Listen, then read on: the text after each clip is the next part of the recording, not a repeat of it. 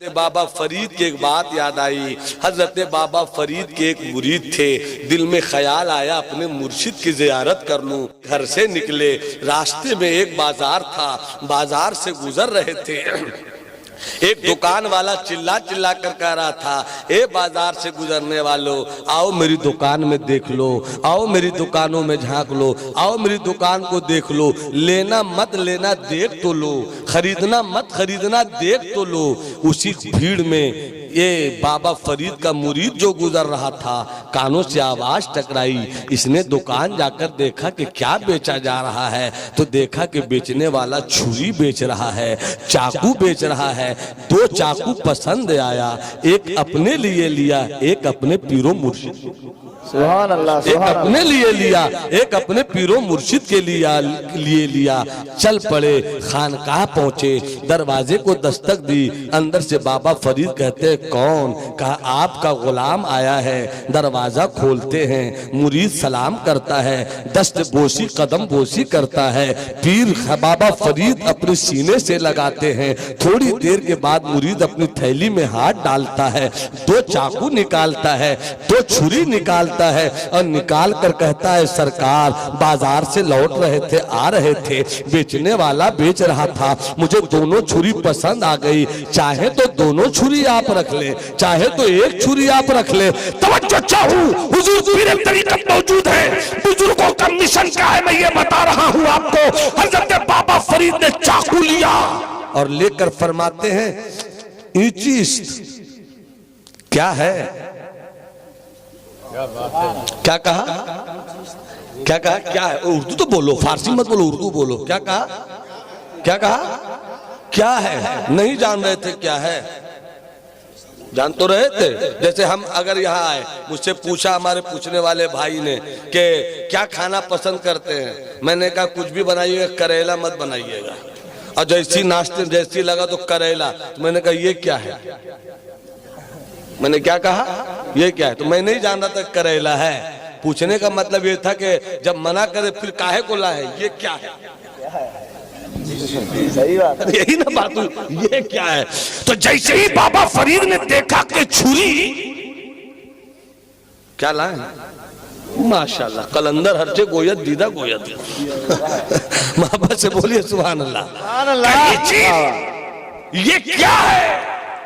तो जान नहीं रहे थे कि छुरी है, मगर क्यों कहा वो सुनो, मुस्कुरा दो तो सुना दो। नहीं सुभान अल्लाह नहीं, पहले मुस्कुरा दो, मुस्कुरा दो। मुझे लगे कि बंगाल के लोग भी वैसे ही मुस्कुराते हैं जैसे बिहार के लोग मुस्कुराते हैं। मुस्कुरा के बोलो सुभान अल्लाह, सुभान अल्लाह। ये क्या है? फरमाया हुजूर ये चाकू है। क्या? वो तो मैं जानता हूँ, क्यों लाए हो? दुआ चाहो, क्यों लाए हो? कहा हुजूर अच्छी लगी ये चीज, तोहफे में ले आया हूं। बाबा फरीद ने कहा तोहफे में लाए हो इसलिए कबूल है। वाह वाह, क्या बात है, सुभान अल्लाह, वाह सुभान अल्लाह। तोहफे में लाए हो इसलिए कबूल है, मगर सुनो, अब कभी आना या तो कुछ मत लाना, और अगर लाना तो छुरी मत लाना। क्या बात है, क्या बात। हो सके तो सुई लाना, सुई जानते हैं?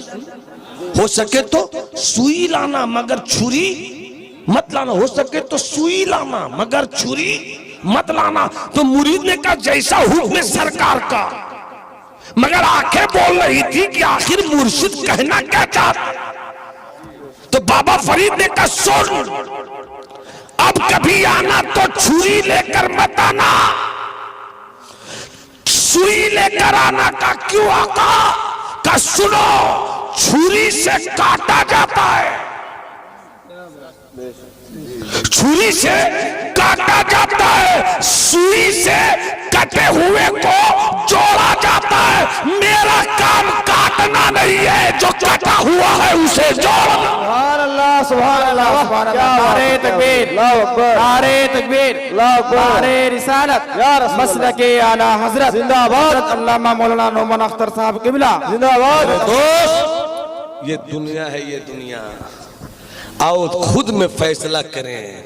सब काम करते हैं, खाना खाते हैं आधे घंटे बैठकर, नाश्ता करते हैं 20 मिनट बैठकर, रात में खाना खाते हैं आधे घंटे बैठकर, दोस्तों के साथ बैठकर कहूँ कि मजलिस में घंटों लगा देते हैं। वक्त गुजरने का ख्याल नहीं रहता। अगर मैच हो तो टीवी के पर्दे, सब चीज़ों के लिए आपके पास वक्त है।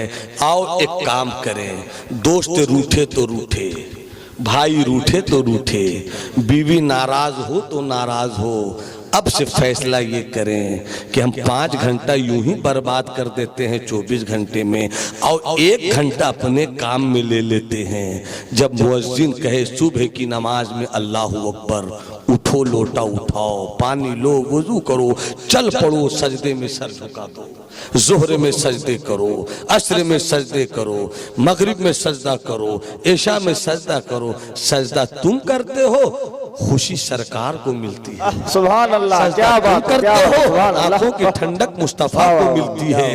अरे दादा खुश होते हैं, कहते हैं अरे मेरा पोता तो कामयाब हो गया, मेरी आंखों को खुशी मिल गई। अम्मी कहती है मेरा बेटा कामयाब हुआ, मेरी आंखों को ठंडक मिल गई। अरे पोता मजिस्ट्रेट हो तब दादा की आंखों को ठंडक मिलती है। बेटे की सरकारी नौकरी हो तब बकुआ की आंखों को ठंडक मिलती है। बेटी को उसका शौहर मिल जाए तब आपकी आंखों को ठंडक मिलती है।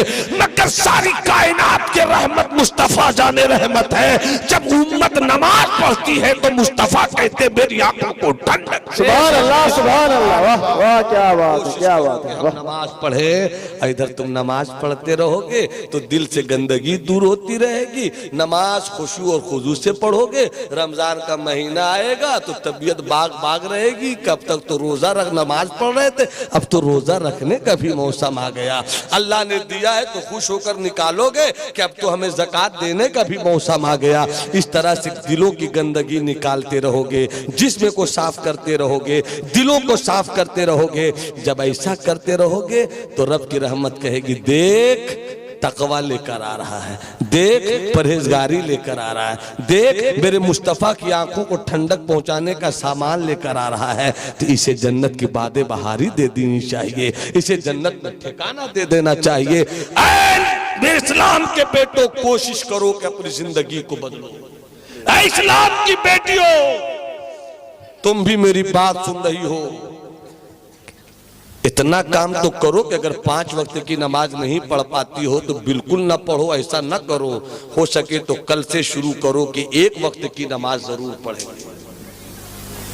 असर की नमाज की आदत डाल लो, पढ़कर तो देखो, फिर ये लज्जत बोलेगी कि असर पढ़ लेती हूँ तो मगरिब क्यों छोड़ूंगी। मगरिब कहेगा कि मुझे पढ़ ली तुमने तो ऐसा क्यों छोड़ रही हो। इसी तरीके से घर भी नमाजी हो जाएगा, और जब घर नमाजी हो जाएगा तो वहाँ बरकतों का सवेरा हो जाएगा। और जब बरकतें आएंगी तो सिर्फ दुनिया की बरकत नहीं आएगी बल्कि मरने के बाद भी जन्नत रब के इनाम की सूरत में तुम्हारे लिए बरकत की सूरत में दिख जाएगी। सुभान अल्लाह, सुभान अल्लाह। बेटो, हुजूर पीरे तरीक़त जलवागर है, आप हजरत के चेहरे की ज़ियारत कीजिए, दामने करम से वाबिस्ता होइए। मैं पूरे भारत में मशहूर हूँ कि बड़े बड़े नामची पीरों की तारीफ में नहीं करता, मैं नहीं करता। मुझे मालूम है कि जिसकी तारीफ कर रहा हूं उसको मीजान में पढ़ाऊंगा, जिनकी तारीफ कर रहा हूं ना उसको शरह वकाया मैं पढ़ाऊंगा। अब्बा का जानशी हो जाना और है, आलिम होना और है। और जो आलिम हो वही पीर हो।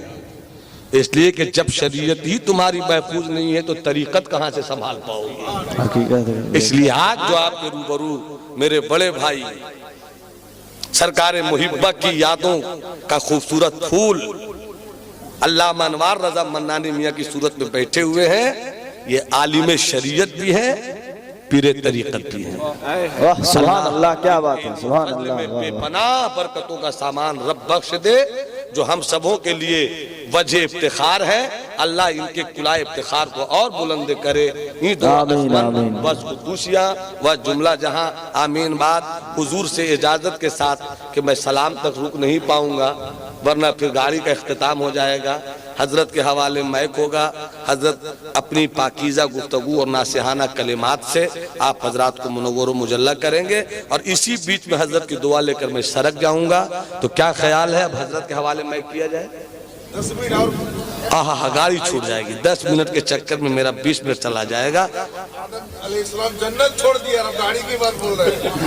वाह वाह, क्या बात है, क्या बात है, सही बात है, आओ एक वाकया सुना देता सुभान हूं। अल्लाह, हाथ उठाकर बोलो सुभान अल्लाह। वाह वाह, सुभान अल्लाह, सुभान अल्लाह। एक बहुत बड़े बुजुर्ग हैं हजरत इब्राहिम इब्न अदहम। दुनिया में 2 ऐसे वली गुजरे हैं जो बादशाह थे, रजा के लिए बादशाह छोड़ी तो अल्लाह ने विलायत की दुनिया का बादशाह बनाया। सुभान अल्लाह। एक कछौछा मुकद्दसा में गौसुल आलम महबूब यज़दानी तारिकुस सल्तनत सरकार सैयदी मखदूम अशरफ रज़ी अल्लाह ताला अन्हु, और एक है हजरत सैयदना इब्राहिम इब्न अदहम। अपने कमरे में सोए थे, बादशाह थे, अपनी हवेली के रूम में सोए थे। तस्बीह अल्लाहु अल बादशाह थे मगर अल्लाहु अल्लाहु करते रहते थे। रात के 12 बज रहे थे। अचानक लगा कि दरवाजे छत पर कोई दौड़ रहा है, कोई दौड़ा रहा है। फरमाते कौन है जो रात इतनी बजे रात में बादशाह की हवेली के छत पर दौड़ रहा है? कौन है? ऊपर से आवाज आई, बादशाह सलामत, मैं अपने ऊंटों को पकड़ने की कोशिश कर रहा हूं। क्या बात है, क्या ऊंट को दौड़ा रहा हूं, मैं पकड़ने की कोशिश कर रहा हूं। तो बादशाह ने कहा कि ऊंट मैदान में रहेगा या बादशाह की छत पर रहेगा? नहीं मिलेगा यहाँ। तो ऊपर से आवाज आई कि अगर बादशाह की छत पर ऊंटों का दौड़ाना गलत है तो महल के नर्म बिस्तर पर रह के खुदा को पाना ये भी गलत है। सुभान अल्लाह, वाह क्या ना बात जाने है, उस सुभान आवाज अल्लाह। में क्या दर्द था, क्या सोच था, क्या कसक थी, क्या टीस थी, क्या जलन थी, क्या असर था। निकल पड़े। न बीवी से कहा, न बेटे से कहा, न किसी से, न किसी ने कुछ कहा नहीं। निकल गए। जल्दी से सुना दे रहा हूं मैं, चूंकि आपकी बात रख रहा हूं। जब निकल गए जंगल की तरफ, बादशाह छोड़ दी, तख्त छोड़ दिया, बीवी से मिले तक नहीं, किसी को कुछ बताया तक नहीं, मगर रब की याद में ऐसा खोए कि अल्लाह ने ऐसा एजाज दिया कि दरिया किनारे से गुजर रहे थे, इनके हाथ में सुई थी, सुई गिर गई, समंदर दरिया में गिर गई। तो आप फरमाते दरिया की मछलियों, सारी मछलियां समंदर की सतह पे तैरने लगी। कहाँ है मेरी सुई? ढूंढ के लाओ। सुभान तो अल्लाह, सारी सुभान मछलियां अल्लाह, अपने मुंह में एक एक सुई। हजरत इब्राहिम इब्न अदहम फरमाते हैं किसी के मुंह में सोने की सुई, किसी के मुंह में चांदी की सुई, किसी के मुंह में पीतल की सुई, किसी के मुंह में तांबे की सुई, तरह तरह की सुई। हजरत इब्राहिम फरमाते हैं मछलियों, मुझे सोना चांदी न दिखाओ। अगर सोना चांदी देखना होता तो हुकूमत नहीं छोड़ते। सुभान अल्लाह, मुझको सुभान मेरी अल्लाह, सुई क्या लाओ, बात है। मेरी सुई लाओ, मुझको मेरी सुई लाओ। एक मछली लोहे की सुई लेकर इस तरह से कर रही है। फरमाते हाजी है इब्रती, यही है मेरी सुई, सुभान यही अल्लाह, है मेरी सुभान अल्लाह। सुई। जल्दी से लिया। इतने बड़े अल्लाह के वली हुए, उनकी कहानी सुना रहा हूँ। उनके घर में जब घर छोड़कर आप निकले अल्लाह के रास्ते में, तो उनकी बीवी उम्मीद से थी। कुछ दिन के बाद बेटा पैदा हुआ। वही बेटा जवान हो गया, जवान की शादी हो गई, शादी के बाद बादशाह हो गया। माँ कहती है बेटे तू जवान भी हो गया, तू बादशाह भी हो गया, तेरी शादी भी हो गई, एक काम कर ले, जा हज कर ले, जा हज कर ले।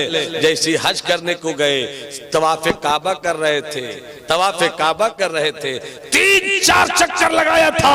अचानक किसी कहने वाले ने कहा ओ हज करने वालों मुबारक हो, मुबारक हो। इस बार हज करने वालों में वो आया है जो रूए जमीन के चंद बड़े वलियों में एक वली है, नाम इब्राहिम इब्न अदहम है।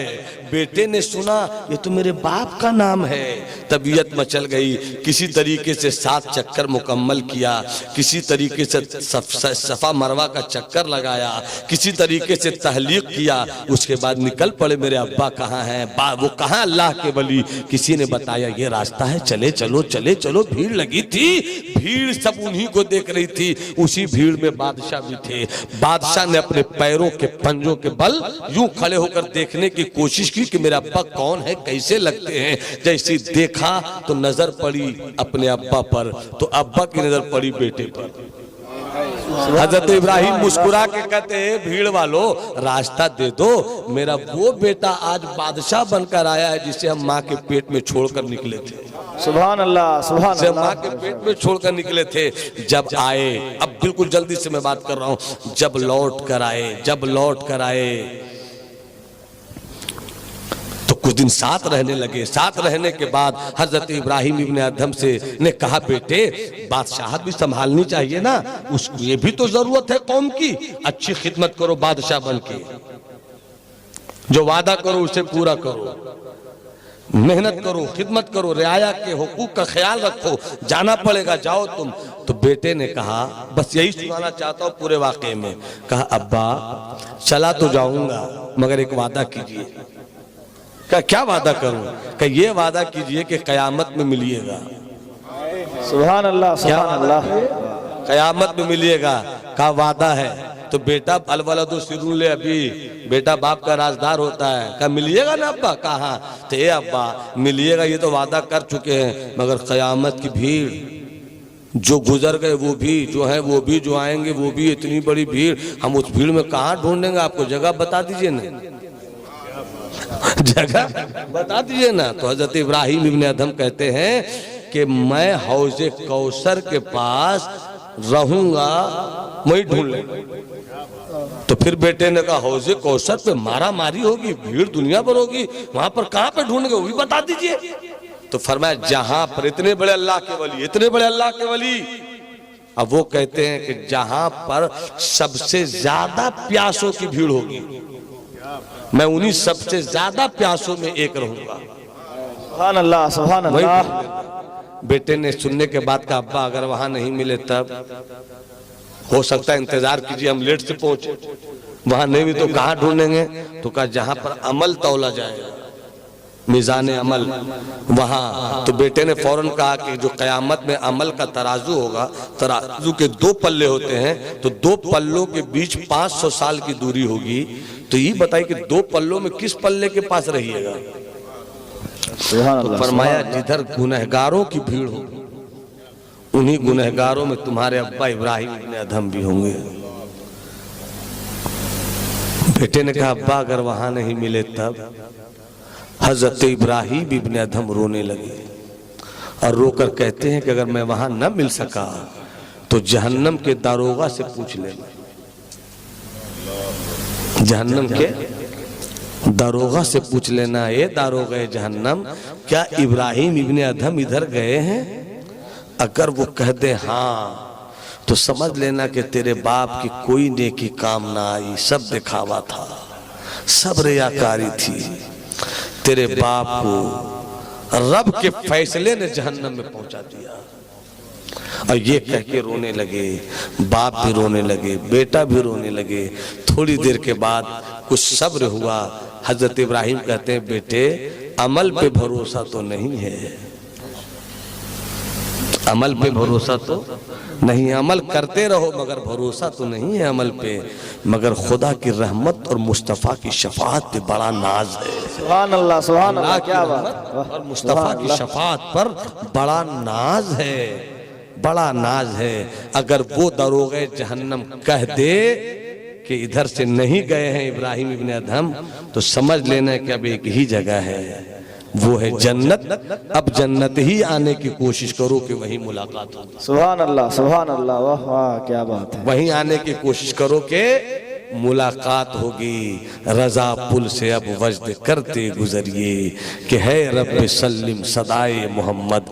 मेरे दोस्त, मेरे भाई, मेरे चचा, मेरी बहन, मेरी बेटियों, मेरी माओ, जिंदगी 4 दिन की है, 60 साल 65 साल, उसमें 15 साल तो सोकर गुजार देते हैं हम और आप, 10 साल तो खा पी कर गुजार देते हैं हम, 10 साल तो दोस्तों में मुस्कुरा कर गुजार देते हैं हम।